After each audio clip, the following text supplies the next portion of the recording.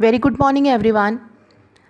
आज हम शुरू करने जा रहे हैं ट्रांसफ़र ऑफ प्रॉपर्टी एक्ट 1882, संपत्ति अंतरण अधिनियम 1882। इस अधिनियम के बारे में हम पहले जनरल बेसिक चीज़ें जान लेते हैं। ये एक्ट किस विषय पे बात करता है। Transfer of property act civil law का पार्ट है, दीवानी विधि का भाग है। ये एक मौलिक विधि है, सब्सटेंशियल लॉ है। मौलिक विधि जो सिद्धांत बताती है, नियम बताती है। तो हमें यहाँ पे जनरल प्रिंसिपल्स मिलते हैं, सामान्य सिद्धांत मिलते हैं कि संपत्ति का अंतरण कैसे करना है, उसके क्या तरीके हैं, जनरल प्रिंसिपल्स क्या हैं। तो इसे हम मौलिक विधि कहते हैं या सब्सटेंटिव लॉ कहते हैं। इसका प्रोसीजरल पार्ट आप पढ़ेंगे सीपीसी में, सिविल प्रक्रिया संहिता में। इस एक्ट का जो हेडिंग है वो क्या बताता है, ट्रांसफ़र करना। किसका? प्रॉपर्टी का। तो दो शब्द यहाँ पे हमें मिले, एक तो अंतरण यानी ट्रांसफ़र। अंतरण कैसे किया जाएगा, किस प्रकार से किया जाएगा, किसके द्वारा किया जाएगा, ट्रांसफ़र करने वाली पार्टीज़ जो हैं उनकी कॉम्पिटेंसी क्या होगी, उनका रोल, उनके राइट्स और ड्यूटीज़, ट्रांसफ़र कहते किसे हैं, किया किस तरीके से जाता है, ये सारी चीज़ें आपको इस एक्ट में पढ़ने को मिलेंगी। और दूसरा जो शब्द है यहाँ प्रॉपर्टी, संपत्ति, तो हमें यहाँ पे ये भी बताया गया है कि संपत्ति किस प्रकार की, चल या अचल कौन सी संपत्ति है जिसके बारे में प्रावधान बताए गए हैं और किस प्रॉपर्टी का ट्रांसफ़र किस मेथड से किया जाना है। तो ये बेसिक इंग्रेडिएंट है। ये एक्ट एग्जॉस्टिव लॉ नहीं है, कंप्लीट लॉ नहीं है, क्योंकि इस एक्ट को पढ़ने से पहले आपको कॉन्ट्रैक्ट एक्ट के जनरल प्रिंसिपल्स का पता होना चाहिए, क्योंकि प्रॉपर्टी का ट्रांसफ़र करना भी एक तरीके से संविदा करना ही है, एक कॉन्ट्रैक्ट करना ही है। तो आपको जनरल प्रिंसिपल्स ऑफ कॉन्ट्रैक्ट की जानकारी होनी चाहिए। अगर हम बात करें कि इस एक्ट से पहले कौन सा कानून था, जब 1882 का ट्रांसफ़र ऑफ प्रॉपर्टी एक्ट नहीं आया था, तो प्रॉपर्टी से रिलेटेड ट्रांजैक्शंस पर्सनल लॉ यानी व्यक्तिगत विधियों द्वारा गवर्न किए जाते थे।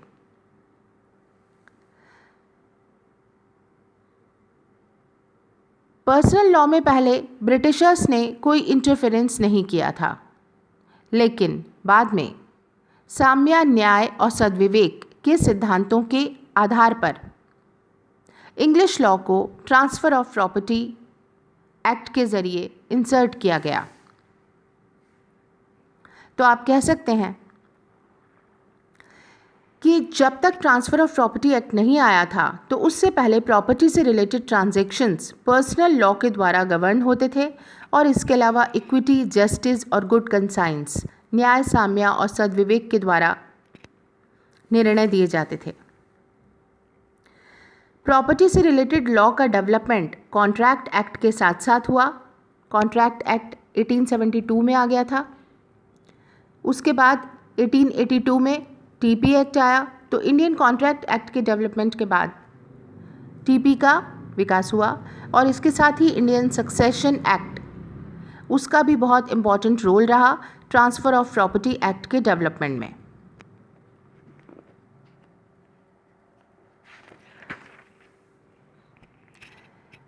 प्रॉपर्टी का ट्रांसफ़र किया जाना किस किस तरीके से होता है? बाय ऑपरेशन ऑफ लॉ यानी विधि की प्रक्रिया द्वारा भी होता है, और पार्टीज़ के एक्ट द्वारा भी होता है, पक्षकारों के कार्यों द्वारा भी होता है।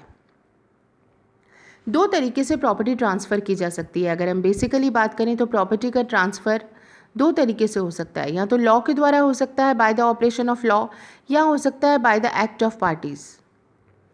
विधि की प्रक्रिया द्वारा, जैसे कोर्ट की डिक्री के एग्जीक्यूशन में अगर ऑक्शन में कुछ प्रॉपर्टी एक से दूसरे को ट्रांसफ़र होती है तो उसे कहा जाएगा बाय ऑपरेशन ऑफ लॉ। विधि के द्वारा, विधिक प्रक्रिया के द्वारा एक से दूसरे को संपत्ति का अंतरण हुआ। तो बाय ऑपरेशन ऑफ लॉ जो भी प्रॉपर्टी के ट्रांजैक्शंस होते हैं वो टीपी एक्ट में शामिल नहीं हैं। हमें क्या ध्यान रखना है, बाय ऑपरेशन ऑफ लॉ यानी विधि के प्रवर्तन के द्वारा, यानी विधि द्वारा जो प्रॉपर्टी ट्रांसफ़र होती है वो इस एक्ट में कवर नहीं होती। तो इस एक्ट में क्या कवर होता है, ऐसे ट्रांजैक्शन, ऐसे संव्यवहार जो bye the act of parties हों, यानी पक्षकारों के कार्यों द्वारा हों, यानी पार्टीज़ खुद ट्रांसफ़र कर रही हैं, एक व्यक्ति दूसरे को संपत्ति का अंतरण कर रहा है। तो जब एक व्यक्ति दूसरे को संपत्ति का अंतरण करता है by the act of parties property का ट्रांजैक्शन होता है, तो ये भी दो प्रकार से हो गया। एक तो बिटवीन टू लिविंग पर्सन्स, दो जीवित व्यक्ति हैं, एक जीवित व्यक्ति दूसरे को ट्रांसफ़र करता है, एक लिविंग पर्सन दूसरे लिविंग पर्सन को प्रॉपर्टी का ट्रांसफ़र करता है, जिसे कहते हैं इंटरवाइवस ट्रांजैक्शंस। इंटरवाइवस ट्रांजैक्शंस। और दूसरा किस तरह से होता है पक्षकारों के द्वारा? एक व्यक्ति ने दूसरे को प्रॉपर्टी की ट्रांसफ़र करी है वसीयत के द्वारा, विल के द्वारा। तो विल का एग्जीक्यूशन जब होता है वो कब होता है? जब विल लिखने वाले, वसीयत लिखने वाले की मृत्यु हो जाती है। तो यानी डेथ के बाद एक व्यक्ति जिसने वसीयत लिखी, उसकी डेथ के बाद उसकी प्रॉपर्टी दूसरे को दी जाती है। तो वहाँ प्रॉपर्टी का ट्रांसफ़र कैसे हो रहा है? डिसीज्ड टू अलाइव, मृतक से जीवित को।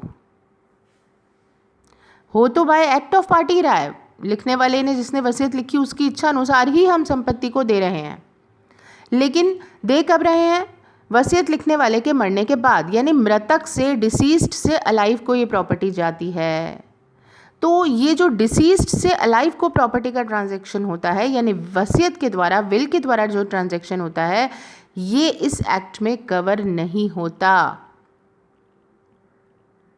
यानी टीपी एक्ट में जो कवर होने वाले ट्रांजैक्शंस हैं, ट्रांसफ़र्स हैं, वो कौन से हैं? Transfers bye the act of parties, पक्षकारों के कृत्य द्वारा, कार्य द्वारा जो अंतरण किए जाते हैं वो यहाँ पे शामिल होंगे। वो कौन से ट्रांजैक्शंस? Bye इंटरवाइवस transactions. तो हमें क्या इंपॉर्टेंट बात ध्यान रखनी है कि इंटरवाइवस ट्रांजैक्शंस जो bye the act of parties हैं, उनको ये एक्ट, टीपी एक्ट कवर करता है। ट्रांसफ़र ऑफ प्रॉपर्टी एक्ट में अगर ये एक जनरल क्वेश्चन आता है, ये कौन कौन से प्रॉपर्टी को कवर करता है, चल या अचल या केवल अचल? तो transfer of property act movable और इमूवेबल दोनों ही प्रकार की प्रॉपर्टी के ट्रांसफ़र से रिलेटेड प्रिंसिपल्स को बताता है।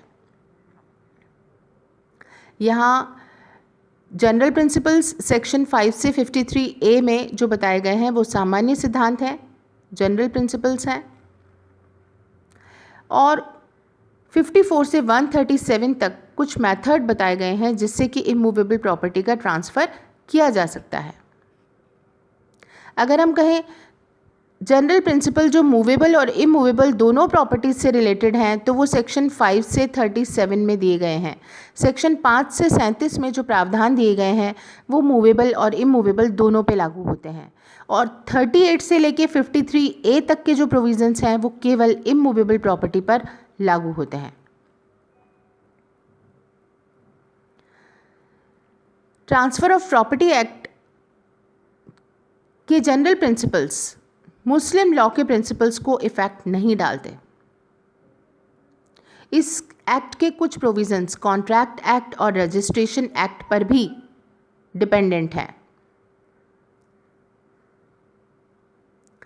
तो ये बात थी एक general basic introduction of TP act, जिसमें हमने जाना कि ट्रांसफ़र ऑफ प्रॉपर्टी एक्ट जो 1882 का है, इसका ये एग्जॉस्टिव या कंप्लीट लॉ नहीं है, और ये बात करता है इंटरवाइवस ट्रांजैक्शंस की, यानी जीवित व्यक्तियों के बीच में जो संपत्ति का अंतरण होता है उससे संबंधित प्रावधानों को यहाँ बताया गया है। अब हम इस एक्ट की शुरुआत करते हैं। प्रिलिमिनरी, प्रारंभिक भाग और इसकी परिभाषाएं।